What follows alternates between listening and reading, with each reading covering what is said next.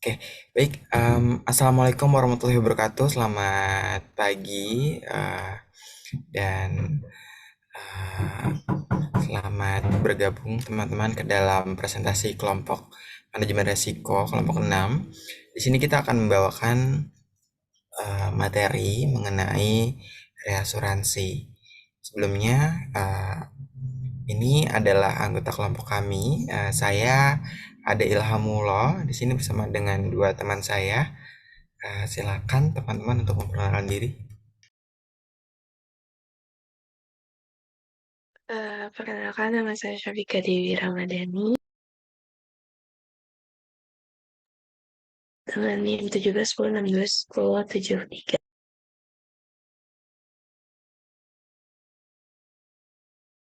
Lalu saya Ananda Muhammad Rizky dengan NIM 1710621061. Oke, baik. Kita langsung aja masuk ke dalam pembahasannya. Uh, di sini kita akan ngomongin yang pertama tentang konsep reasuransi. Menurut Undang-Undang Nomor 2 Tahun 1992, perusahaan reasuransi adalah perusahaan yang memberikan jasa dalam pertanggungan ulang terhadap risiko yang dihadapi oleh perusahaan asuransi kerugian atau perusahaan asuransi jiwa. Reasuransi sendiri adalah jenis usaha perasuransian yang memberikan jasa dalam pertanggungan ulang terhadap risiko yang dihadapi oleh perusahaan asuransi kerugian dan atau perusahaan asuransi jiwa. Dalam industri asuransi, reasuransi memiliki peran yang pentingnya signifikan gitu. Nah, mungkin beberapa poin yang bisa kita point out. Pertama, peran reasuransi adalah untuk membantu perusahaan asuransi mengelola risiko yang mereka tanggung. Dalam bisnis asuransi, perusahaan asuransi menghadapi risiko besar karena mereka harus membayar klaim kepada pemegang polis kalau terjadi kejadian yang diasuransikan. Dengan kita menggunakan reasuransi, perusahaan reasuransi bisa mentransfer sebagian risiko tersebut kepada perusahaan reasuransi. Nah, hal ini membantu perusahaan asuransi mengurangi eksposur risiko dan melindungi kestabilan keuangan mereka. Lalu, poin kedua yang penting adalah reasuransi juga berperan dalam meningkatkan kapasitas perusahaan asuransi. Nah, dalam beberapa kasus, perusahaan asuransi mungkin nggak punya kapasitas finansial yang cukup untuk menanggung risiko besar atau risiko yang kompleks.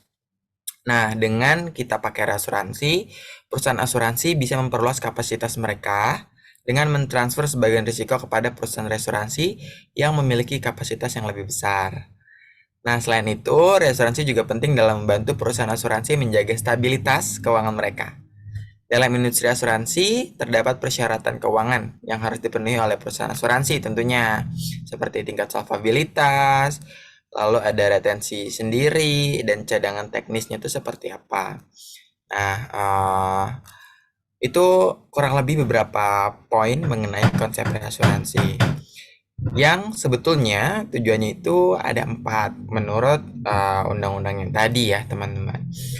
Tujuan utamanya adalah untuk membantu perusahaan asuransi mengelola risiko yang mereka tanggung dan melindungi diri dari kerugian besar. Jadi kalau misalnya kalian sebagai perusahaan asuransi, reasuransi ini bisa membackup asuransi yang kalian sebarkan gitu intinya.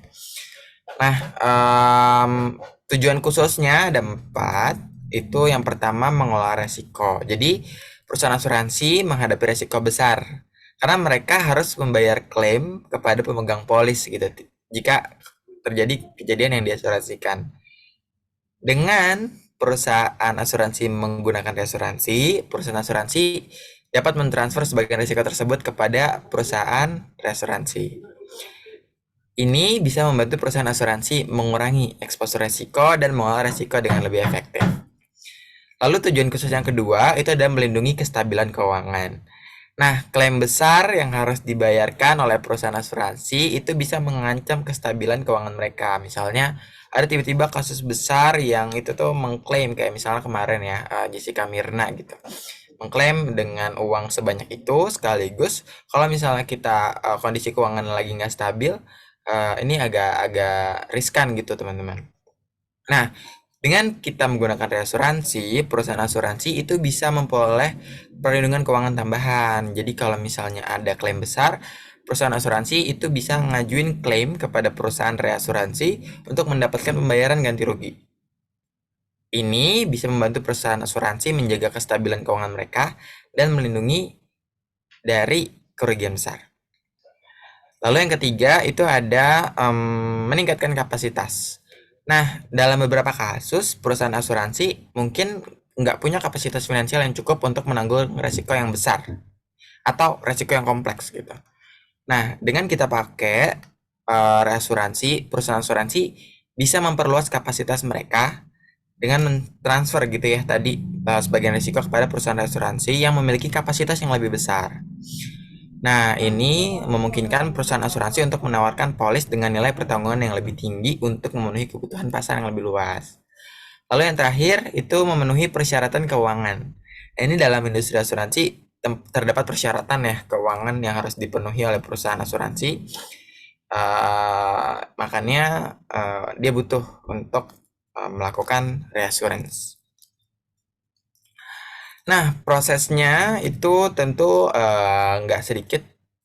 Yang pertama, karena ini ada beberapa tahap, itu harus ada identifikasi resiko. Nah, identifikasi resiko ini perusahaan asuransi mengidentifikasi resiko yang ingin mereka transfer kepada perusahaan reasuransi. Jadi kalau misalnya kalian sebagai perusahaan asuransi, kira-kira resiko apa yang perlu direasuransikan gitu. Ya, ini bisa berupa resiko besar atau resiko yang dinilai kompleks atau yang dinilai melebihi kapasitas dari perusahaan asuransi kalian. Seperti itu. Lalu kita juga harus melakukan penentuan retensi. Perusahaan asuransi itu menentukan jumlah resiko yang ingin mereka tetap tanggung sendiri. Nah, itu disebut retensi. Jadi jumlah resiko yang ingin mereka tetap nih mereka doang yang nanggung, itu namanya retensi. Nah, itu merupakan bagian dari resiko yang nggak akan ditransfer kepada perusahaan reasuransi karena kita udah tentuin nih kira-kira resiko mana sih yang bisa kita keep, resiko mana sih yang udah kita udah nggak bisa bendung lagi, jadi kita akan reasuransi kayak gitu. Nah, yang ketiga penempatan reasuransi. Perusahaan asuransi mengajukan permohonan kepada perusahaan reasuransi untuk menempatkan resiko melebihi retensi mereka. Jadi ini intinya adalah teman-teman mengajukan kepada perusahaan reasuransi untuk ngasih nih resiko yang nggak kita tanggung sebagai perusahaan asuransi ke perusahaan reasuransi. Jadi ini tuh nanti di dalamnya ada detail kayak informasi tentang resiko yang ingin ditransfer, kayak nilai pertanggungannya tuh gimana sih, jenis resikonya tuh gimana, dan periodenya mungkin periode pertanggungannya juga gimana gitu. Nah, ini mungkin kalian akan familiar ya kalau misalnya sudah pakai asuransi. Terus evaluasi resiko. Nah, ini perusahaan melakukan evaluasi resiko yang diajukan oleh perusahaan itu sendiri. Jadi mereka menganalisis informasi yang diberikan dan mengevaluasi tingkat resiko yang terlibat. Evaluasi ini melibatkan penilaian terhadap kemungkinan terjadinya klaim dan besarnya potensi kerugian. Jadi apakah nanti klaimnya akan mudah untuk diklaim? Jadi kalau misalnya ya kita bayangin ya kita nggak sanggup nih melakukan pembayaran tertentu, terus orang-orang tuh klaim gitu, klaim terus-terusan dengan sangat mudah gitu. Nah, itu yang bahaya kayak gitu. Nah, nomor 5, penawaran dan negosiasi. Jadi setelah melakukan evaluasi resiko, perusahaan reasuransi memberikan penawaran kepada perusahaan asuransi. Penawaran ini mencakup premi yang harus dibayar oleh perusahaan asuransi kepada perusahaan reasuransi. Jadi nggak gratis teman-teman, tetap ada preminya. Dan perusahaan asuransi dan reasuransi kemudian melakukan negosiasi untuk mencapai kesepakatan mengenai premi dan kondisi reasuransi. Jadi tetap tuh perusahaan reasuransi diuntungkan dan tidak dirugikan. Nah, yang keenam itu penandatanganan kontrak. Jadi setelah tadi udah tercapai, perusahaan asuransi dan reasuransi itu bakal tanda tanganin kontrak. Mungkin detailnya itu bisa lingkup reasuransinya apa aja. Kayak jenis-jenis resiko yang bakal ditransfer ke perusahaan reasuransi itu apa sih gitu. Kayak apakah asuransi jiwa, asuransi kesehatan, kerugian, dan lain-lain. Nah, terus jumlah pertanggungan misalnya. Nah, ini dicantumkan tuh jumlah maksimum yang akan ditanggung oleh perusahaan reasuransi. Jadi kayak setiap satu klaim atau periode tertentu misalnya dalam 10 tahun perusahaan asuransi itu cuma menerima 10 triliun misalnya. Misalnya. Nah, ini berdasarkan presentase dari retensi perusahaan asuransi atau bisa aja pakai jumlah tetap. Terus dalamnya ada apa lagi? Ada premi asuransi yang tadi ya sebagai imbalan untuk penanggungan risiko. Terus ada durasi kontrak. Nah, ini apakah mau diperbaiki berapa tahun sekali gitu diperpanjangnya. Jadi kedua belah pihak harus ada kesepakatan itu juga. Terus ada klaim dan penyelesaian. Jadi di dalam kontrak tuh bakal tertulis prosedur klaim dan penyelesaian klaim antara perusahaan asuransi dan reasuransi, bukan sebagai orang yang melakukan klaim asuransinya gitu. Ini bisa mencakup batasan waktu untuk melaporkan klaimnya berapa hari maksimal gitu. Terus dokumen apa aja yang diperlukan. Terus proses penyelesaian klaimnya bagaimana. Itu harus tercantum tuh ke dalam apa namanya penandatangan kontrak. Terus ada lagi pembatalan kontrak. Mungkin ini kalau misalnya kalian bikin kontrak gitu ya harus ada gimana kontrak itu bakal batal kayak gitu. Jadi konsekuensinya apa kalau misalnya batal kayak gitu-gitu deh. Nah, yang terakhir mungkin kayak perubahan resiko, perubahan premi kalau misalnya kondisi dari kedua belah pihak gitu. Jadi ini bisa customizable. Nah, kita next dulu ke jenis-jenis reasuransi. Jadi di sini ada 6 jenis reasuransi. Ada reasuransi proporsi, reasuransi berlebihan, reasuransi kawat, reasuransi prorata, reasuransi stop loss, dan reasuransi retro. Nah, yang pertama itu adalah jenis reasuransi di mana perusahaan asuransi mentransfer sebagian resiko yang mereka tanggung kepada perusahaan reasuransi dengan proporsi tertentu. Contoh, perusahaan asuransi mentransfer 50% dari resiko yang mereka tanggung kepada perusahaan reasuransi. Jadi bagi dua nih, 50%, 50%. Nah, itu reasuransi proporsi. Jadi ada proporsi tertentu yang dibagi gitu. Nah, yang kedua reasuransi berlebihan. Nah, ini maksudnya jenis reasuransi di mana perusahaan asuransi mentransfer resiko yang melebihi retensi mereka kepada perusahaan reasuransi. Artinya, ini ditanggung ke perusahaan reasuransi. Jadi perusahaan asuransi itu dia biasanya bayar premi doang tuh ke perusahaan reasuransi. Kalau misalnya ada klaim yang melebihi kapasitas mereka. Terus yang ketiga ada reasuransi kawat. Nah, ini biasa disebut facultative reinsurance. Itu adalah jenis reasuransi di mana perusahaan asuransi mentransfer resiko secara individu untuk setiap polis yang mereka terbitkan kepada perusahaan reasuransi. Dalam reasuransi kawat, perusahaan asuransi mengajukan permohonan kepada perusahaan reasuransi untuk menanggung resiko tertentu. Perusahaan reasuransi kemudian mengevaluasi resiko tersebut dan memberikan penawaran premi yang spesifik untuk resiko tersebut. Nah, ini bisa di custom gitu ya. Nah, kalau yang prorata itu jenis reasuransi yang tetap kepada perusahaan reasuransi. Jadi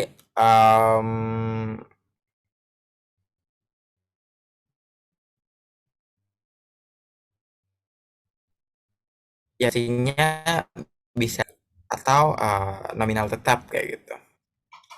Lalu kalau reasuransi stop loss gimana?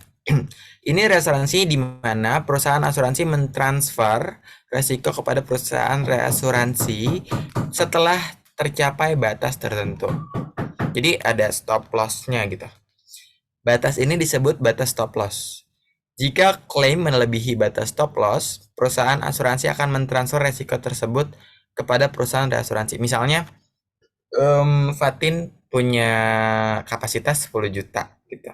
Terus klaimnya tuh ternyata 15 juta. Nah, 15 jutanya itu biasanya di transfer ke perusahaan reasuransi kayak gitu. Ini namanya reasuransi stop loss.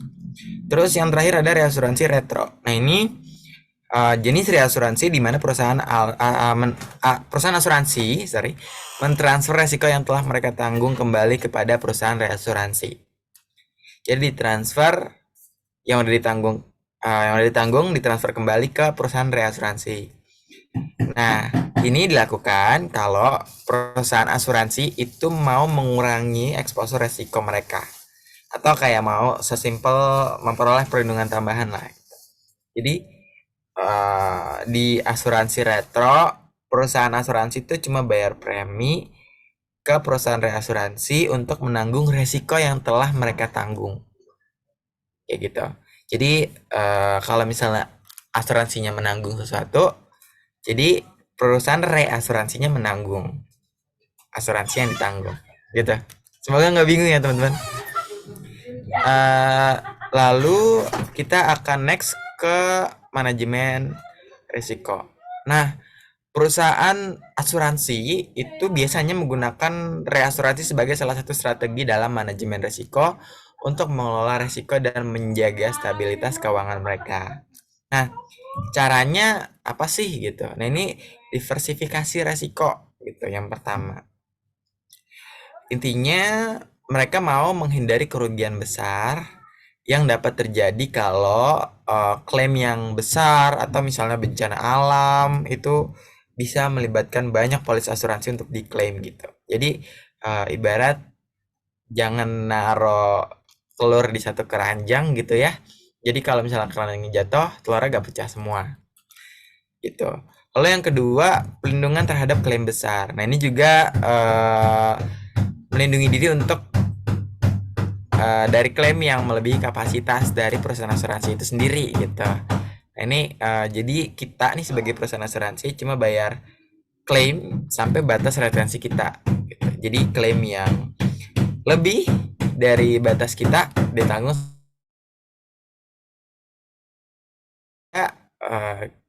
mau juga untuk menjaga stabilitas keuangan perusahaan asuransi ini gitu. Jadi kalau misalnya transfer resiko ke perusahaan asuransi, kita juga bisa nggak keluar kita doang nih yang nanggung gitu.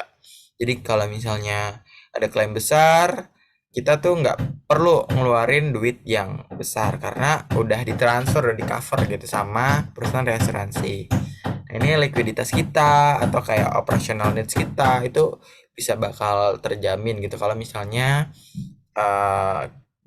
ini kita transfer resikonya. Lalu kita next dulu, itu ada yang namanya akses ke kapasitas reasuransi. Nah, ini sebetulnya simple ya teman-teman. Jadi perusahaan asuransi itu menggunakan reasuransi buat dapetin akses ke kapasitas reasuransi yang lebih besar. Jadi kalian kalau familiar sama credit score itu mirip-mirip tuh. Jadi mereka kecil dulu gitu, biasanya upgrade ke yang lebih besar kayak gitu. Lalu ada evaluasi risiko. Nah, ini jadi perusahaan reasuransi itu kayak otomatis kan kalau misalnya kita ngajuin reasuransi gitu, asuransi kita ini bakal direview gitu. Atau kita review sendirilah resiko-resiko kita tuh apa aja sih gitu. Nah, ini bakal menguntungkan gitu karena kita bisa tahu kondisi kita bagaimana kayak gitu. Nah, ngomongin tentang asuransi dan tadi ya bayar premi segala macam, sebenarnya perhitungan preminya tuh gimana sih? Nah, perhitungan premi dan struktur premi yang digunakan itu bisa bervariasi sebetulnya tergantung sama jenis reasuransi yang digunakan dan kesepakatan antara perusahaan asuransi dan reasuransi. Jadi ini penting untuk teman-teman cantumkan di dalam kontraknya tadi gitu. Jangan sampai ada miss di sini karena semuanya harus tertuang di hitam di atas putih. Nah, faktor yang bisa mempengaruhi perhitungan premi gimana aja? Yang pertama, basis premi. Jadi ini dasar perhitungan premi asuransi. Ini bisa premi bruto yang diterima oleh perusahaan asuransi dari nasabah atau premi neto setelah dikurangi biaya administrasi dan komisi. Jadi perusahaan reasuransi bisa ngegunain basis premi ini sebagai dasar untuk menghitung premi reasuransinya gitu. Lalu yang kedua ada retensi. Retensi itu jumlah resiko yang tetap ditanggung oleh perusahaan asuransi sebelum mentransfer resiko kepada perusahaan reasuransi. Ingetin ya teman-teman. Nah, retensi ini itu persentase tertentu dari setiap klaim atau jumlah tetap. Jadi misalnya 50% gitu ya yang ditanggung sama perusahaan asuransi, atau 30% atau 20% gitu, atau 80%. Nah ini premi reasuransinya akan dihitung berdasarkan jumlah risiko yang ditransfer setelah retensi. Jadi misalnya yang ditanggung 80%. Berarti kita hitungnya yang 20%-nya gitu. Itu yang kita hitung sebagai acuan dari retensinya. Iya benar, acuan dari premi retensi. Terus yang ketiga, tarif premi. Nah, ini tingkat premi yang dikenakan oleh perusahaan reasuransi untuk menanggung resiko yang ditransfer oleh perusahaan asuransi. Jadi kita nih sebagai perusahaan reasuransi itu menarifkan premi ke perusahaan asuransi gitu. Ini banyak faktornya, bisa berdasarkan analisis resiko, pengalaman klaimnya gimana sebelumnya gitu, atau faktor-faktor lain yang relevan.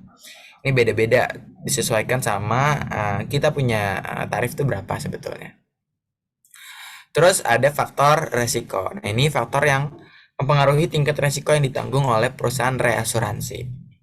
Jadi, faktor-faktor yang mencakup jenis resiko yang ditanggung, ya. Terus jumlah pertanggungan, wilayah geografisnya, dan karakteristik lain dari resiko yang ditanggung. Jadi, eh, preminya tuh bisa disesuaikan berdasarkan faktor-faktor ini, yang resiko ini. Gitu teman-teman. Nah, mungkin selanjutnya ngomongin perjanjian, silakan dilanjutkan sama Syafikah ya. Oke, baik. Jadi yang udah dibahas sama Adi tadi mengenai reasuransi, konsepnya segala macam yang udah kita ketahui itu reasuransi itu kan adalah suatu perjanjian yang dilakukan oleh pihak perusahaan asuransi gitu atau carrying company sebagai pihak pertama, di mana dengan perusahaan reasuransi ini sebagai pihak kedua atau penanggung ulang. Nah, jadi tuh pihak pertama ini tuh fungsinya tuh untuk mindahin resiko, sedangkan kalau pihak kedua itu untuk menyetujui untuk menerima sebagian tanggung jawab atau liability yang udah ditentukan gitu dari segi resikonya, terus juga yang udah diperjanjikan dalam perjanjian reasuransi. Jadi perjanjian reasuransi ini tuh dilakukan antara dua pihak penanggung yang memiliki tingkat pengetahuan yang relatif gitu, yang udah mengetahui si asuransi. Nah, jadi penanggung pertama itu disebut asuradur, sedangkan penanggung kedua atau penanggung ulang itu disebut reasuradur. Jadi, apabila dalam hal reasuradur itu udah mengasuransikan kembali reasuransi yang udah diterima, jadi si resuradur itu disebut dengan retrosesor dan hubungannya dengan si penanggung ulang atau resuradur ulang disebut juga dengan retrocession gitu. Boleh di next selanjutnya.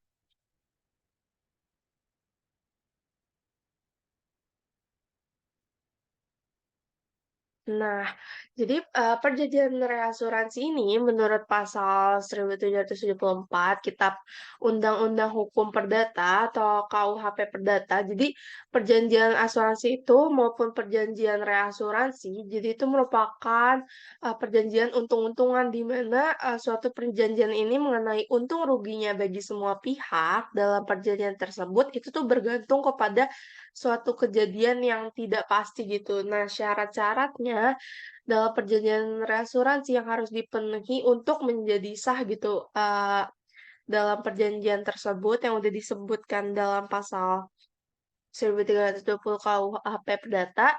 Nah, selain itu tuh menurut hukum Inggris juga suatu perjanjian reasuransi dianggap sah apabila memenuhi persyaratan sebagai berikut. Contohnya yang pertama adalah offer and acceptance, di mana itu adalah kesepakatan mereka yang mengikatkan dirinya tuh menurut hukum Inggris ini tuh harus dibuktikan dengan adanya penawaran atau offer dari asuradur dan penerimaan dari reasuradur mengenai suatu objek yang akan direasuransikan. Lalu yang kedua ini ada consideration, di mana suatu resiko tuh yang akan direasuransikan tuh diterima oleh asuradur dengan persyaratan tertentu. Yang ketiga ada capacity to enter into the contract, di mana adanya kecakapan untuk membuat suatu perjanjian. Terus lalu yang keempat ini ada legality, di mana itu materi atau hal-hal yang diperjanjikan tidak boleh apa ya, bertentangan gitu dengan ketentuan hukum yang udah berlaku. Yang kelima ada assignment. Assignment itu tuh pengalihan hak dan kewajiban yang timbul sebagai suatu akibat dari perjanjian seseorang nih kepada orang lain. Oke, boleh di next. Nah, jadi pihak yang terikat pada perjanjian asuransi, apabila kita amati gitu, nah, perjanjian asuransi ini tuh seolah-olah si perusahaan asuransi ini sebagai tertanggungnya tuh dan perusahaan reasuransi itu sebagai penanggungnya. Jadi umumnya tuh ada tiga pihak yang terikat pada perjanjian reasuransi. Jadi yaitu yang pertama, satu saving company, yaitu perusahaan asuransi yang berposisi sebagai penanggung pertama dan telah mengeluarkan polis gitu kepada pihak tertanggung atas dasar pemberian jaminan untuk mengganti kerugian, terus juga untuk berdasarkan perjanjian asuransi. Lalu trading company ini atau penanggung pertama itu tuh biasanya sering disebut sebagai pembeli jasa reasuransi. Lalu yang kedua, penanggung ulang atau perusahaan reasuransi, yaitu pihak yang bersedia menerima sebagian atau bahkan seluruh resiko gitu dari penanggung pertama atau perusahaan asuransi. Nah, jadi penanggung ulang ini sering juga disebut sebagai penjual gitu. Penjual si jasa reasuransi. Nah, yang ketiga ada pialang atau broker reasuransi, di mana bertindak sebagai perantara dan pada saat tertentu bisa ditunjuk atau mungkin bisa juga bertindak gitu sebagai underwriting agent, di mana perjanjian asuransi itu muncul setelah adanya perjanjian asuransi antara pihak tertanggung dengan pihak penanggung yang reasuransinya tuh ditutup dan bahkan melibatkan pihak-pihak tertentu saja, yaitu antara si perusahaan asuransi dengan perusahaan reasuransi. Jadi dalam perjanjian itu reasuransi itu seolah-olah apa ya, perusahaan asuransi gitu. Boleh di next.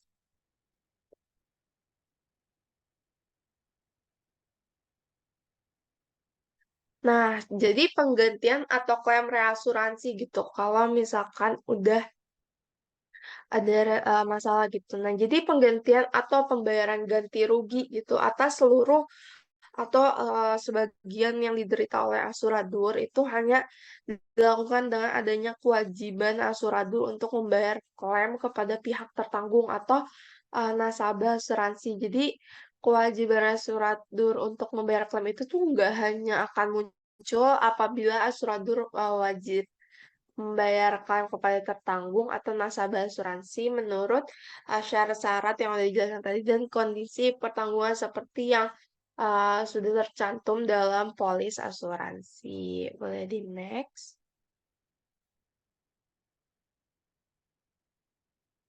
Nah, jadi regulasi dan hukum reasuransi yang berlaku di Indonesia, yang pertama itu ada Undang-Undang Nomor 40 Tahun 2014, yaitu mengenai perasuransian di Indonesia. Lalu yang kedua adanya Peraturan Menteri Keuangan atau Permenkeu Nomor 18, PMK 010 Tahun 2010 tentang prinsip dasar penyelenggaraan usaha asuransi dan usaha reasuransi dengan prinsip syariah.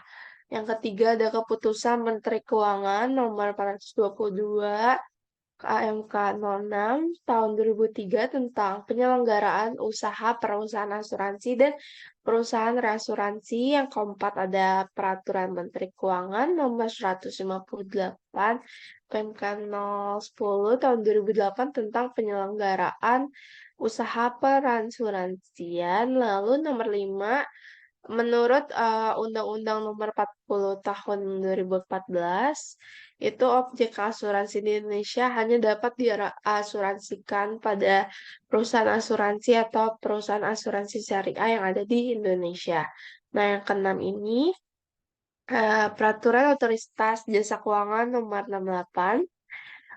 Peraturan itu mengatur persyaratan bagi perusahaan reasuransi di Indonesia. Boleh next. Nah, jadi ini ada beberapa metode gitu atau mekanisme reasuransi. Yang pertama, treaty. Treaty itu adalah perjanjian tertulis antara perusahaan asuransi dengan perusahaan reasuransi. Nah, treaty itu umumnya biasanya dibuat untuk suatu portofolio bisnis gitu selama periode 12 bulan atau tahunan gitu. Nah, reasuransi itu dibagi menjadi dua, itu treaty proporsional dan treaty non proporsional. Di mana kalau misalkan treaty proporsional itu dibagi lagi jadi dua, ada quota share yang pembagian saham atau share resiko dalam presentasi tetap. Lalu ada juga surplus treaty di mana reasuransi ini menanggung kelebihan resiko atas resiko sendiri gitu atau on retention dari perusahaan asuransi. Nah, kalau misalkan lebih bahas lagi, treaty non proportional itu ada excess of loss di mana si perusahaan reasuransi itu nggak ngelibatin dalam suatu kerugian aja gitu. Jadi jika jumlah kerugian udah melebihi jumlah yang ditahan atau net retention perusahaan asuransi, nah maksimum tanggung jawab perusahaan reasuransi ini dibatasi sampai jumlah tertentu yang disebut cover limit. Nah, berdasarkan jaminan yang udah diberikan, excess of loss itu dibagi lagi nih jadi dua jenis, yaitu yang pertama working excess of loss atau risk excess of loss, yaitu reasuransi menjamin kerugian yang bersifat individual atas setiap resiko. Nah, yang kedua ada even excess of loss atau catastrophe excess of loss, di mana asuransi ini tuh bakal ngejamin kerugian yang bersifat katastrofik gitu. Kayak misalkan contohnya bencana alam, gempa bumi, atau yang hal-hal bencana alam yang gak terduga atau apapun itu. Nah, terus juga yang kedua ada stop loss atau excess of loss ratio, di mana jenis reasuransi ini berdasarkan penetapan tanggung jawab perusahaan asuransi dan perusahaan reasuransi yang dinyatakan dalam bentuk presentasi perbandingan atas pendapatan premi dengan klaim. Jadi atau loss ratio. Terus yang ketiga nih ada aggregate excess of loss, yaitu jenis reasuransi di mana si perusahaan asuransi itu nggak menentukan besarnya jumlah seluruh kerugian selama 1 tahun tertentu yang disebut underlying retention. Nah, metode reasuransi yang kedua ini fakultatif. Fakultatif itu kayak suatu perjanjian asuransi antara perusahaan asuransi untuk bebas menentukan apakah akan merasuransikan resiko yang ditanggungnya atau enggak. Nah, dalam bentuk ini, perusahaan asuransi itu bebas menentukan apakah si akan menerima atau menolak resiko yang direasuransikan oleh perusahaan asuransi.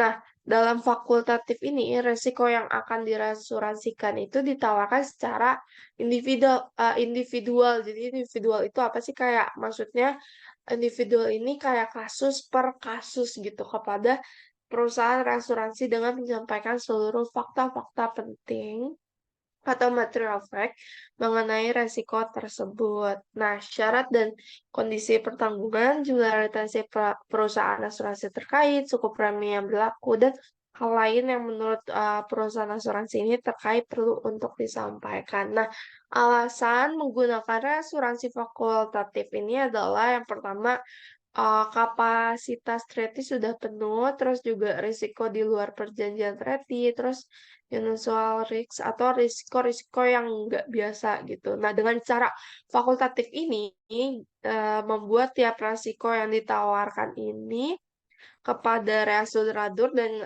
Sedingko atau perusahaan asuransi ini berkewajiban untuk melakukan full disclosure gitu kepada reasuradur tentang fakta-fakta material yang berkenaan dengan pertanggungan yang bakal ditutupnya. Jadi terms dan condition dari penutupan tersebut dan informasi lainnya yang dipandang perlu oleh si reasuradur yang bersangkutan dalam mempertimbangkan akseptasi reasuransi tersebut.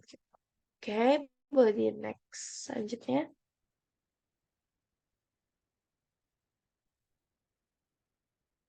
Nah, ini adalah metode reasuransi selanjutnya, yaitu fakultatif obligatory, yaitu perjanjian reasuransi di mana si perusahaan asuransi itu tuh bebas menentukan apakah akan ada resiko yang ketika reasuransi ini menanggungnya atau enggak. Dan juga jika si direasuransikan, maka perusahaan reasuransi itu wajib menerima bagian resiko yang direasuransikan kepadanya selama hal tersebut masih memenuhi syarat dan ketentuan yang telah disepakati.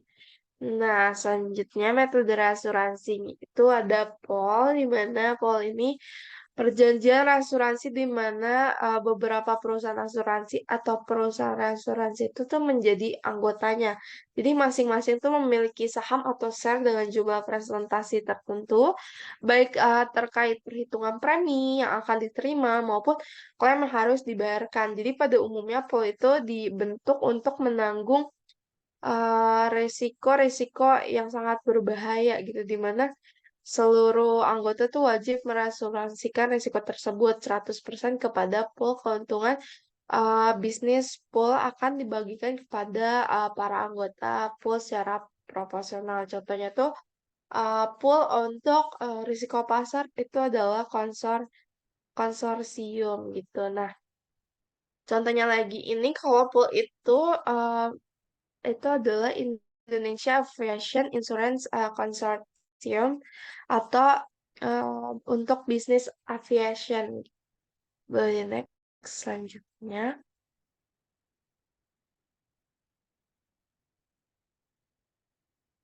Oke, jadi perantara asuransi atau reinsurance intermediaries.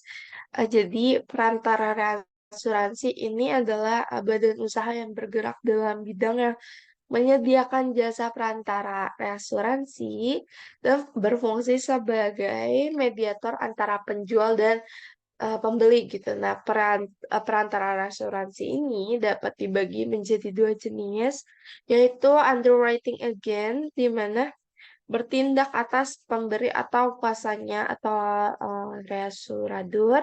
Jadi itu memperoleh kepercayaan dari satu atau beberapa reasuradur dalam bentuk bidang authority gitu, yaitu otoritas atau kekuasaan yang diberikan kepadanya untuk menerima bisnis reasuransi untuk uh, dengan atas nama para reasuradur tersebut. Nah, lalu yang kedua ada reinsurance broker. Menurut pasal 5 Undang-Undang Nomor 2 Tahun 1992 tentang usaha perasuransian terdapat dua jenis, yaitu pialang atau broker asuransi yang hanya boleh mengurus bisnis asuransi saja dan juga Yang kedua, pialang atau broker asuransi yang hanya boleh mengurus bisnis reasuransinya aja gitu. Nah, dalam menjalankan tugasnya, pialang asuransi atau broker ini tuh bertindak untuk atas nama tertanggung sebagai konsultan dan penasihat tertanggung sebelum dan setelah berlakunya pertanggungan. Jadi, sedangkan pialang reasuransi ini tuh bertindak untuk dan atas nama penanggung dalam usahanya menempatkan suatu bisnis reasuransi. Boleh di next? Nah, ini ada contoh perusahaan reasuransi yang ada di Indonesia. Yang pertama ini ada PT Maskapai Reasuransi Indonesia, bisa juga disebut sebagai Marin. Jadi perusahaan itu udah berdiri dan menawarkan layanannya sejak tahun 1953. Lumayan cukup lama. Terus tepatnya pada tanggal 4 Juni. Yang ini tuh membuat si Marin itu menjadi perusahaan reasuransi yang pertama gitu yang berdiri di Indonesia. Nah, pada awalnya perusahaan ini tuh hanya menyediakan 3 jenis produk saja, yaitu reasuransi umum, jiwa, dan unit bisnis syariah, dan juga telah memperoleh izin usaha di tahun 2006. Lalu yang kedua ini, ada perusahaan reasuransi Indonesia Utama atau Persero, bisa juga disebut sebagai Indonesia Re. Nah, ini perusahaan itu udah berdiri sejak tahun 1985 dengan nama Asuransi Ekspor Indonesia. Indonesia Re ini tuh berdiri dengan misi mendorong pengembangan aktivitas ekspor non-migas. Nah, perusahaan itu melindungi dua kategori produk yaitu reasuransi umum dan reasuransi jiwa. Yang ketiga ada reasuransi My Park Indonesia. Jadi MyPark ini yang merupakan gabungan dari perusahaan asuransi risiko khusus dan maskapai asuransi Indonesia yang udah berdiri sejak tahun 2004. Nah, saham dari perusahaan ini tuh dipunyai oleh sekitar 32 perusahaan asuransi. Jadi perusahaan asuransi yang mendapatkan klaim dari nasabah yang terdampak bencana itu pernah menerima klaim yang cukup besar saat terjadi bencana tsunami dan gempa bumi di di bulan Desember di tahun 2016 lalu gitu. Nah, yang keempat ini ada PT Asuransi Nasional Indonesia, biasa disebut juga sebagai Nasional Re.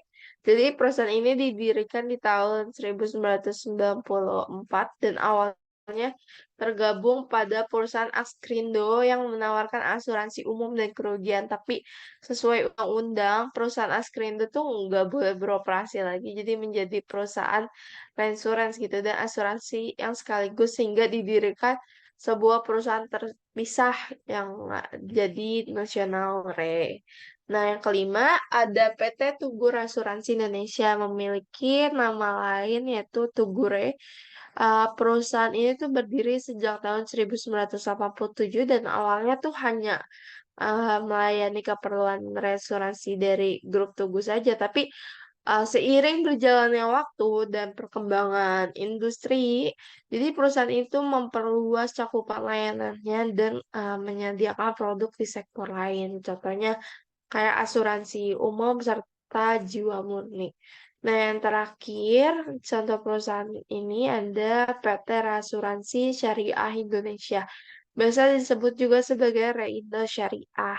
Nah, perusahaan itu mulai menjalankan operasional bisnisnya di tahun 2016 dan menyediakan perlindungan asuransi dengan berprinsip syariah.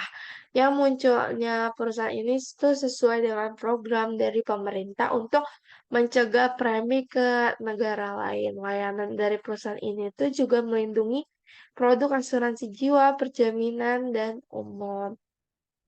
Mungkin selanjutnya bisa dibahas lebih lanjut oleh Ananda Rizky. Baik, selanjutnya akan saya jelaskan tentang reasuransi pada asuransi jiwa.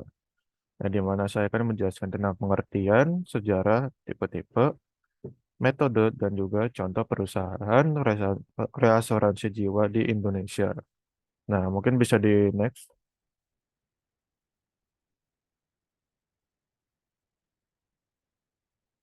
Nah, yang pertama itu adalah pengertian dari reasuransi jiwa. Nah, Menurut Parera tahun 2021, reasuransi jiwa dapat mengcover resiko kerugian akibat kematian, bunga, dan biaya pada produk asuransi jiwa berjangka atau asuransi seumur hidup di negara keluarga lain. Nah, inilah risiko-risiko yang sering muncul dalam asuransi jiwa yang sebanyak 4.444 diantaranya yang akan dialihkan dari perusahaan asuransi ke reasuradur. Nah, bisa di next. Nah, sebelum kita mengenal reasuransi jiwa, kita harus tahu dulu nih sejarahnya. Nah, pada tahun 1953, sebuah perusahaan reasuransi swasta nasional Belanda dan Inggris didirikan di Indonesia.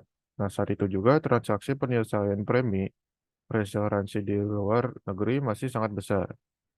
Nah, untuk mengatasi permasalahan tersebut, didirikanlah perusahaan reasuransi pada tahun 1954 yang diberi nama PT Perusahaan Reasuransi Umum Indonesia dan juga mendapat dukungan dari beberapa bank pemerintah. Lalu perusahaan juga telah mengeluarkan peraturan yang mengikat bagi perusahaan asuransi asing agar dapat menggunakan jasa perusahaan reasuransi nasional. Nah, tindakan yang diambil juga pemerintah juga dalam hal ini membuahkan hasil yang diharapkan. Kemudian perusahaan memperluas operasinya pada tahun 1963 dengan mencakup reasuransi jiwa kegiatan. Nah, dampak dari kemajuan dan inovasi dalam produk asuransi jiwa yang disesuaikan dengan perubahan tren demografi seperti angka kelahiran yang menurun dan penuaan penduduk terus meningkat adalah peningkatan permintaan untuk reasuransi asuransi jiwa setiap tahun. Oleh karena itu juga kualitas dan jumlah transaksi di pasar reasuransi jiwa juga mengalami pertumbuhan yang signifikan dari tahun ke tahun. Nah, bisa di next.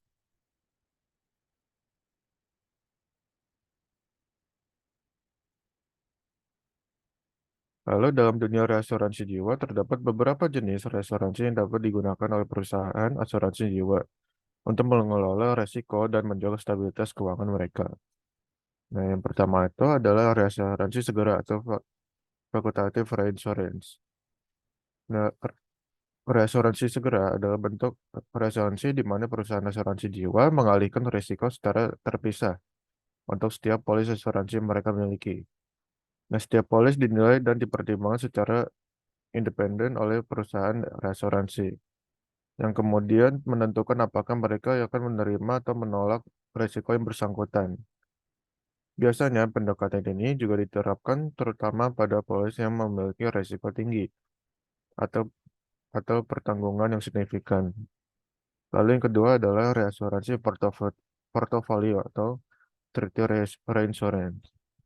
Reasuransi reasuransi treaty reinsurance dibentuk reasuransi di mana perusahaan asuransi jiwa maka risiko secara terpisah juga untuk setiap polis asuransi yang mereka miliki. Lalu yang ketiga adalah reasuransi kuartal dan obligasi A- atau disebut juga quota share and surplus reinsurance. Nah, reasuransi kuartal adalah bentuk reasuransi di mana perusahaan reasuransi jiwa dan perusahaan reasuransi berbagi risiko dalam proporsi yang telah ditentukan.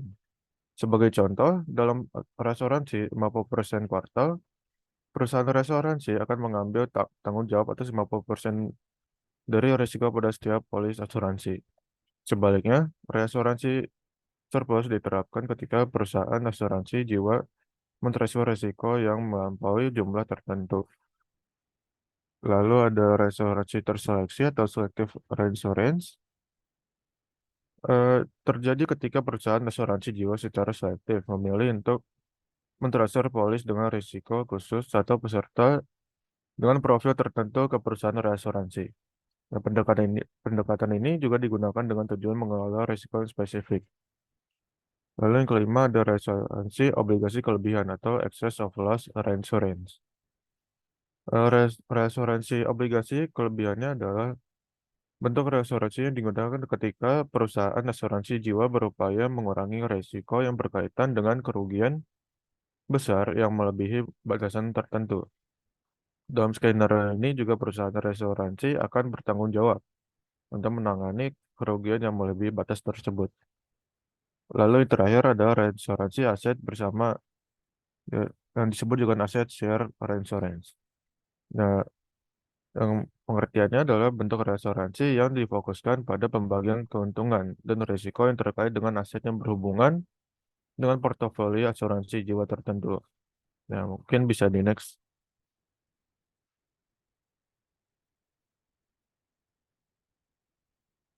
Nah, lalu selanjutnya adalah metode reasuransi jiwa.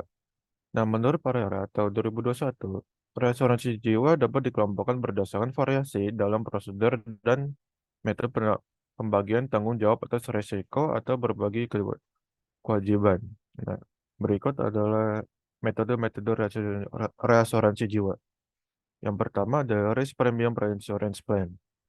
Metode ini yang didasarkan pada nilai risiko yang diurus dengan mempertimbangkan jumlah tanggung jawab dalam polis, dikurangi dengan cadangan polis. Hasil pengurangan ini juga mencerminkan nilai murni risiko kematian dari yang bersangkutan, dan nilai ini dikenal dengan sum at risk. Dalam jenis asuransi jiwa ini juga ketika nilai sum at risk menurun atau cadangan polis meningkat, jumlah yang ditanggung oleh asuransi jiwa juga akan berkurang secara perlahan terhadap sum at risk dan polis tersebut. Lalu yang kedua ada coinsurance plan atau koasuransi. Perusahaan reasuransi yang menerapkan metode ini akan mengambil tanggung jawab atas risiko liability dengan ketentuan dan syarat yang sama.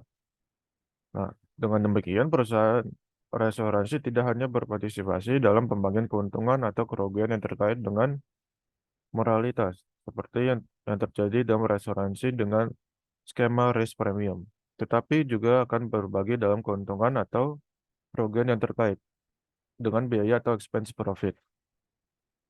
Lalu yang terakhir adalah modified coinsurance plan.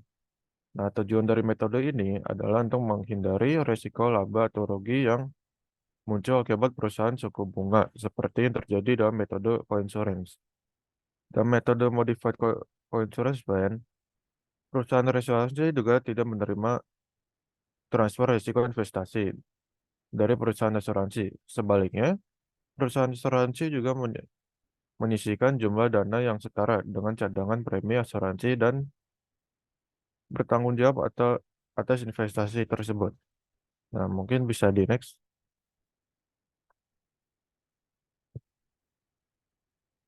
Lalu berikutnya adalah contoh-contoh perusahaan asuransi pada asuransi jiwa di Indonesia. Yang pertama adalah PT Reasuransi Internasional Indonesia atau Reindo. Yang kedua PT Tugu Reasuransi Indonesia atau Tugu Tugure. Yang ketiga ada PT Reasuransi Mayfar Indonesia atau Mayfar Re. Yang keempat ada PT General Reasuransi Indonesia, Genre Indonesia. Yang, yang kelima itu PT Reasuransi Indonesia atau Munich Re Indonesia. Lalu yang terakhir ada PT Reasuransi Indonesia Utama atau RIU. Mungkin bisa di next.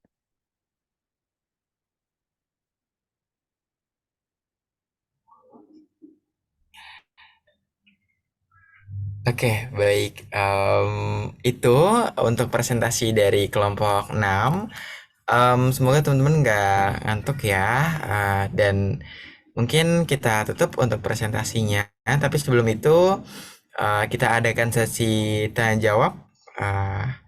Atau bagaimana, Bu atau Fatin, Bu Anissa? Jawab dulu ya, Ade ya. Oke, baik. Ya, boleh untuk teman-teman sesi tanya jawab kita buka untuk 3 penanya pertama. Silakan untuk raise hand.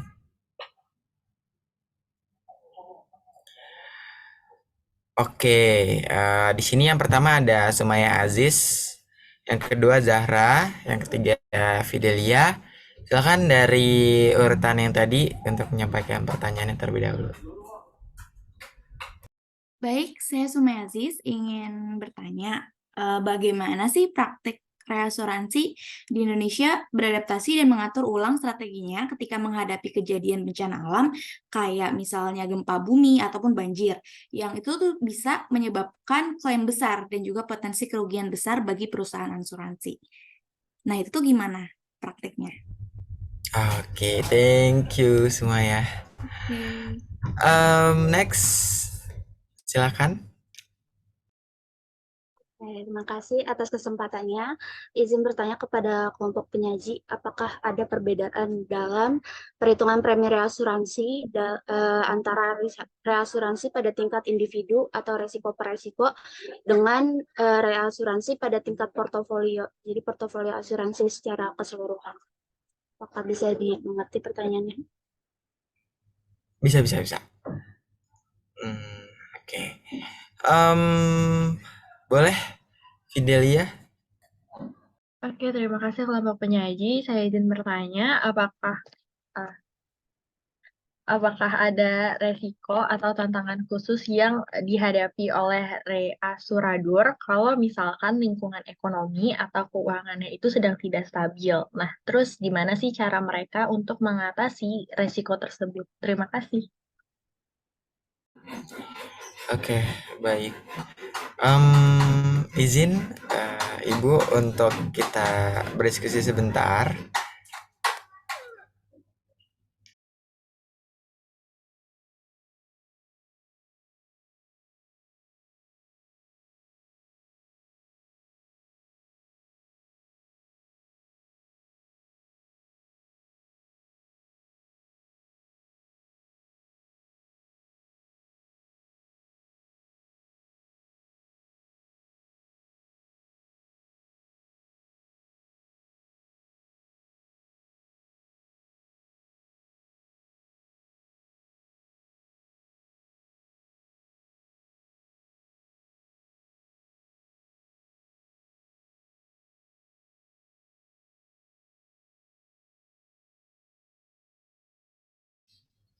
Oke, izin tadi menjawab pertanyaan dari Zahra ya, mengenai apa perbedaan dari apa ya tadi, sebentar. Pertanyaannya itu kalau nggak salah perbedaan premi individu sama portofolio gitu ya. Nah, ada perbedaannya.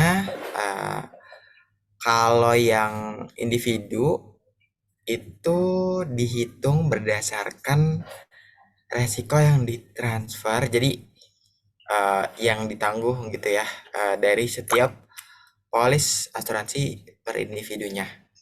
Jadi kalau misalnya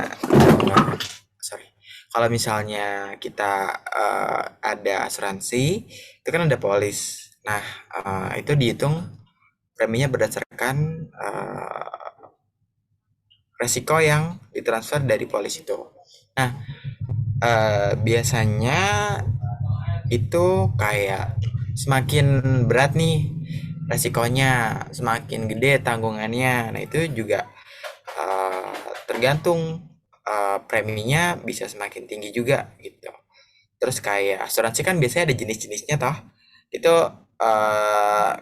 Itu juga salah satu yang bisa jadi landasan buat perbedaan premi. Terus kayak tarif preminya yang tadi itu tuh berapa sih gitu. Nah, kalau yang tingkat portofolio itu tuh dihitung preminya dari seluruh portofolio asuransinya. Jadi kayak misalnya ini ngelibatin apa ya, perhitungannya kompleks ya sebenarnya, tapi biasanya tuh kayak komposisi portofolionya tuh berapa persen sih gitu, terus kayak tingkat retensinya gitu, tingkat retensi itu seberapa tinggi gitu, sama resiko agregatnya tuh kayak gimana sih Ini sebenarnya tercantum di undang-undang kita, kalau nggak salah itu Undang-Undang Nomor 2 tahun 1992. Jadi tadi ya, tingkat portofolio komposisinya itu, apakah Zahra nih sebagai individual ada asuransi kendaraan bermotor, terus juga pas punya asuransi kendaraan bermotor, punya asuransi kesehatan, asuransi properti, kayak gitu-gitu. Itu komposisinya mempengaruhi premi secara portofolio gitu. Jadi itu juga bisa mempengaruhi. Terus tadi juga tingkat retensi itu, kalau tingkat retensinya lebih tinggi itu bakal ngurangin resiko yang ditransfer ke perusahaan reasuransi. Jadi preminya pengaruh gitu. Jadi semakin tinggi tingkat retensi, semakin rendah premi asuransi yang harus dibayarkan oleh perusahaan asuransi gitu. Jadi kan berarti jarang klaimnya, ya kan? Jadi preminya rendah gitu. Terus kalau resiko agregat tuh yang terakhir ini, eh, resiko yang terkait sama semua polis di portofolio. Portofolio itu yang tadi ya kombinasi dari beberapa asuransi. Jadi eh, tingkat resiko agregat itu akan mempengaruhi perhitungan premi asuransi karena semakin tinggi resikonya, semakin tinggi asuransi yang harus dibayarkan oleh perusahaan asuransi. Ini kalau kita ngomongin konteks reasuransi ya. Jadi kayak misalnya semakin tinggi resikonya, berarti kan tanggungannya tuh harus gede. Sedangkan tadi sempat dijelasin kalau perusahaan asuransi juga butuh stabilitas dalam mengelola keuangannya. Berarti eh, bisa aja perusahaan ini tuh ada backup nih, perusahaan reasuransi. Yang mana dia tuh sebenarnya harus bayar ke backupnya. Jadi preminya dengan bisa aja kayak premi bayar ke perusahaan restoransi itu ditanggung sama individu-individu yang memang memiliki portofolio dengan tingkat resiko agregat yang tinggi. Kayak gitu. Semoga jelas sih. Gimana? Sudah sangat menjelaskan, Adi. Terima kasih. Oke, thank you juga. Oke, selanjutnya teman saya kali ya yang jawab.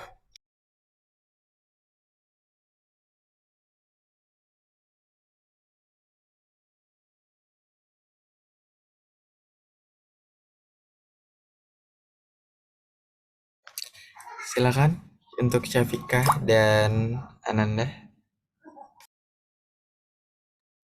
Baik, saya akan menjawab pertanyaan dari video yang tadi pertanyaannya itu, apakah ada risiko atau tantangan khusus yang dihadapi oleh reas- reasuradur dalam lingkungan ekonomi atau keuangan yang tidak stabil? Lalu bagaimana cara mengatasinya? Nah, menurut kelompok kami, reasuradur menghadapi risiko dan tantangan khusus dalam lingkungan ekonomi atau keuangan tidak stabil. Nah, beberapa risiko dan tantangan tersebut yaitu yang pertama ada risiko kredit. Nah, dari risiko kredit ini dalam lingkungan ekonomi atau keuangan yang tidak stabil, risiko kredit dapat meningkat. Reasuradur dapat menghadapi risiko gagal bayar dan perusahaan asuransi yang mereka reasuransikan. Nah, untuk mengatasinya itu, reasuradur perlu melakukan analisis kredit yang cermat terhadap perusahaan asuransi sebelum menerima risiko reasuransi. Nah, mereka juga dapat memperketat persyaratan kredit dan memantau secara teratur kinerja keuangan perusahaan asuransi yang mereka reasuransikan. Nah, selanjutnya itu ada risiko likuiditas. Nah, lingkungan ekonomi atau keuangan yang tidak stabil dapat menyebabkan ketidakstabilan likuiditas di pasar. Nah, restorator perlu memastikan bahwa mereka memiliki cukup likuiditas untuk memenuhi kewajiban klaim jika terjadi lonjakan klaim yang tidak terduga. Nah, mereka dapat melakukan manajemen likuiditas yang hati-hati dan mempertimbangkan diversifikasi investasi untuk mengurangi resiko likuiditas. Lalu ada resiko pasar. Fluktuasi pasar yang tajam dan tidak stabil dapat mempengaruhi nilai investasi reasorador. Nah, reasorador sendiri perlu melakukan manajemen risiko pasar yang efektif, seperti diversifikasi portofolio, investasi, penggunaan instrumen derivatif untuk melindungi nilai investasi dan pemantauan pasar secara terus-menerus. Lalu yang terakhir adalah resiko operasional. Nah, lingkungan ekonomi atau keuangan tidak stabil dapat meningkatkan risiko operasional seperti risiko kegagalan sistem, risiko kecurangan, atau risiko kegagalan proses bisnis. Nah, reasorador sendiri perlu memiliki sistem dan prosedur yang kuat untuk mengelola risiko operasional ini. Mereka juga perlu untuk melibatkan staf yang terampil dan terlatih serta melakukan pengawasan. Nah, kurang lebih seperti itu. Apakah sudah jelas? Dan Nanda, terima kasih atas jawabannya. Baik, sama-sama Fidel. Oke, baik. Mungkin saya izin menjawab pertanyaan dari Sumaya Aziz terkait apa ya praktik reasuransi ketika ada kejadian bencana alam.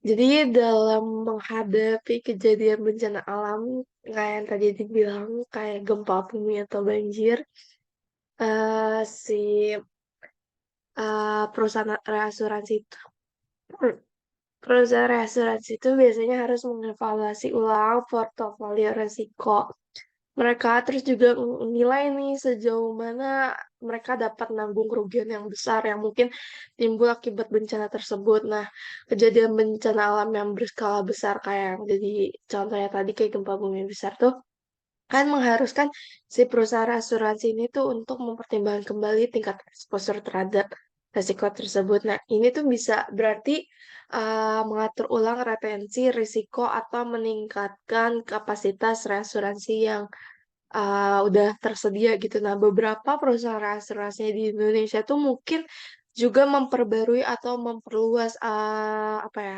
cakupan resiko bencana alam, terutama misal jika ada kecenderungan peningkatan resiko terkait kayak perubahan iklim yang sekarang ini yang panasnya dahsyat banget, terus juga atau peningkatan frekuensi bencana alam. Nah, jadi ketika menghadapi bencana alam, si perusahaan reasuransi ini atau reasuradur seringkali memobilisasi tim penilai resiko mereka untuk membantu perusahaan asuransi itu menilai kerusakan dan mengelola klaim. Nah, ini tuh bisa melibatkan pengevaluasian lokasi kerugian dan juga kerugian yang ditimbulkan. Nah, perusahaan asuransi itu juga dapat merancang solusi reasuransi yang lebih fleksibel dan responsif untuk membantu perusahaan asuransi melindungi bisnis mereka dalam menghadapi risiko bencana alam. Sehingga dengan memberikan perlindungan yang lebih komprehensif dan adaptif dalam menghadapi risiko bencana alam yang sangat dinamis ini tuh semuanya tuh upaya ini tuh bertujuan buat menjaga stabilitas industri asuransi dan reasuransi di tengah ketidakpastian yang mungkin timbul akibat bencana alam. Tuh, apakah sudah terjawab, Sumaya? Oke, udah jelas. Terima kasih, Sapida. Sama-sama, Sumaya. Oke. Karena waktunya masih ada, boleh mungkin dari Ibu Anissa bagaimana Bu? Mau Ya, dilanjut? teman-teman. Lanjut dong. Masih ada waktu kan? Manfaatin ya. Tapi sorry, saya harus off cam ya, teman-teman. Ini lagi di kampus. Sinyalnya nggak bagus tadi kalau saya on cam. Putus-putus aja. Ini terima kasih loh sebelumnya saya untuk tim kelompok 6 ya. Ade, Safik, Safiko. Siapa namanya? Sama dia siapa? Safika atau Dewi? Iya betul, Ibu Syafika. Safika, Ade, Ananda. Kalian presentasinya sangat bagus. Bagus dalam arti memang jelas ya. seperti agen asuransi jadinya.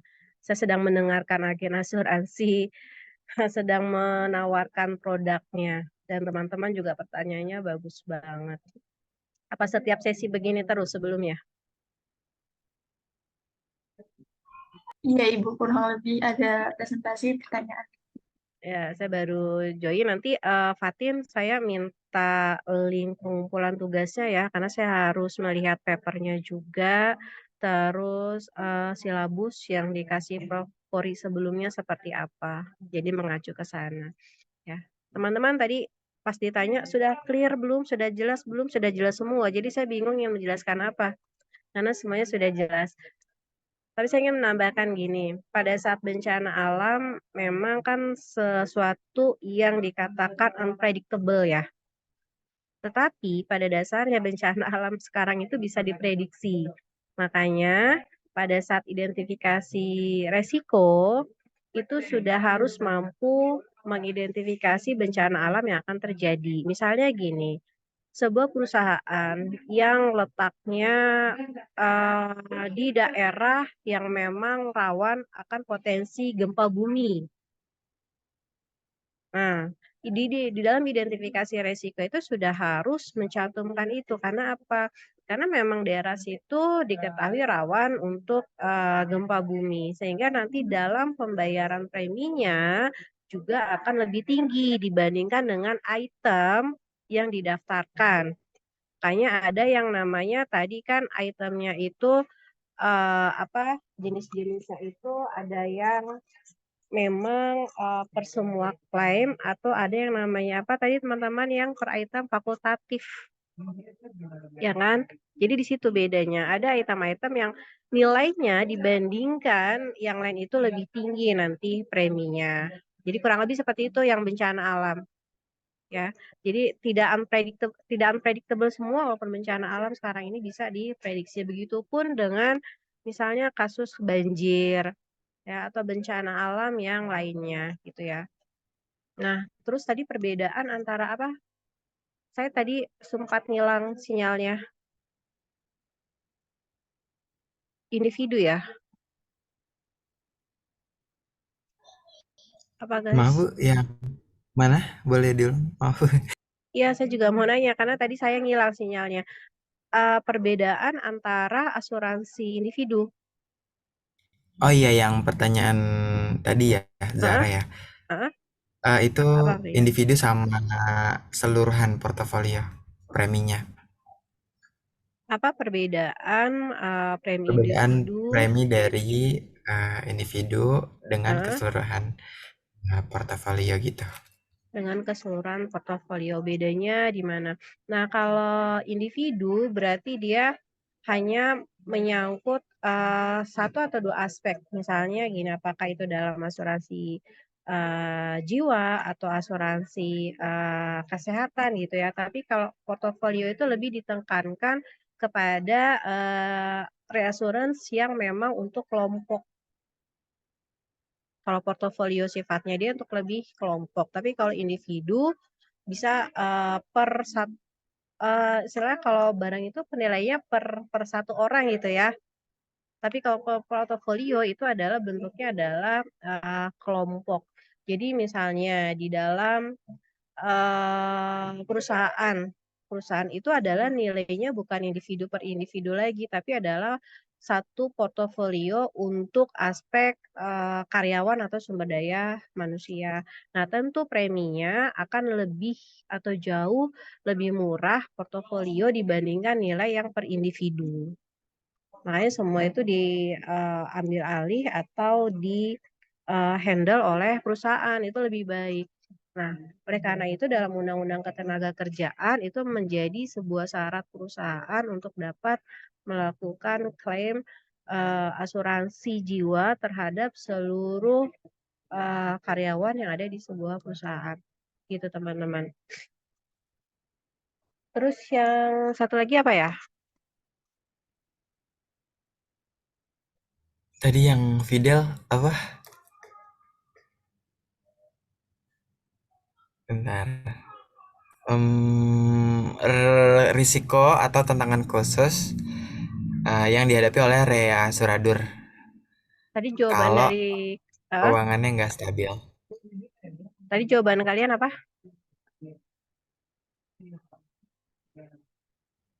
Nanda gimana, Nan?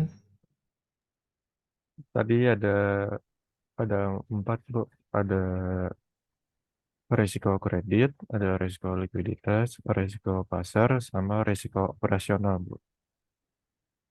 Itu kan jenisnya. Yang ditanyakan adalah langkahnya apabila keuangannya tidak stabil kan? Iya. Mm-mm. Strateginya apa tadi? Tadi untuk mengatasinya itu dari risiko kredit, Hmm. reasadur sendiri itu perlu melakukan analisis kredit yang cermat terhadap perusahaan asuransi sebelum menerima risiko reasuransi. Itu Hmm. mereka juga dapat memperketat persyaratan kredit dan memantau secara teratur kinerja keuangan perusahaan asuransi yang mereka reasuransikan. Dan Lalu, resadur itu saya nambah sedikit, dan resadur itu tadi kan ada beberapa yang sudah kalian sebutkan ya, nama-namanya. Itu tuh bisa melakukan mitra, berkolaborasi teman-teman. Iya, mereka bisa berkolaborasi karena apa tadi? Tentu setiap resadur itu ingin menjaga likuiditas mereka dong. Tapi mereka juga ingin menarik konsumen yang banyak, gitu kan? Nah, caranya gimana? Caranya melakukan mitra. Misalnya, tadi ada apa? PT apa? Sebutkan 2 deh.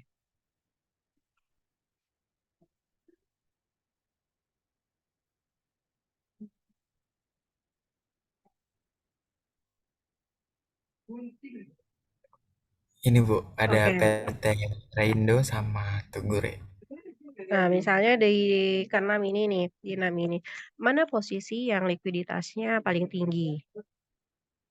Ya, misalnya yang nomor 2 lah ya, kita asumsikan gitu. Nah, yang nomor 4 dia itu ingin melakukan mitra dengan si PT Tugu Restoransi ini. Nah, itu bisa berkolaborasi gitu teman-teman. Jadi dia juga melakukan reasuransi kepada PT Tugu Restoransi gitu.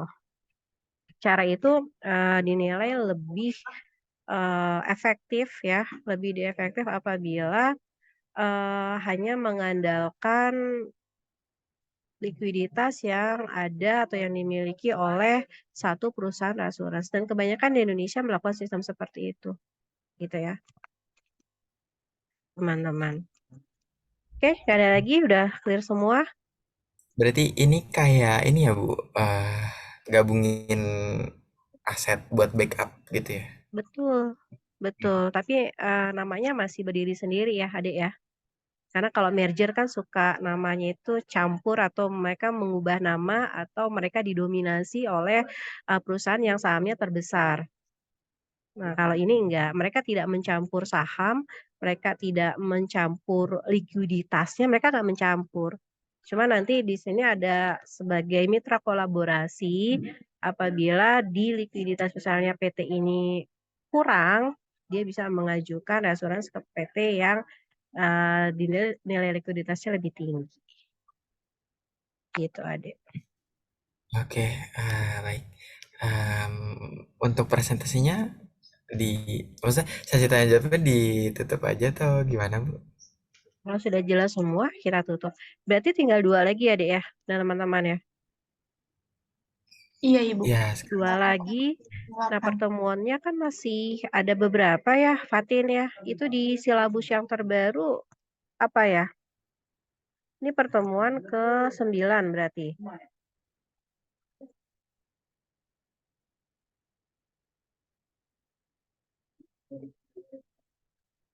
Dua belas, 13, 14 itu diisi apa? Ada materi lagi nggak?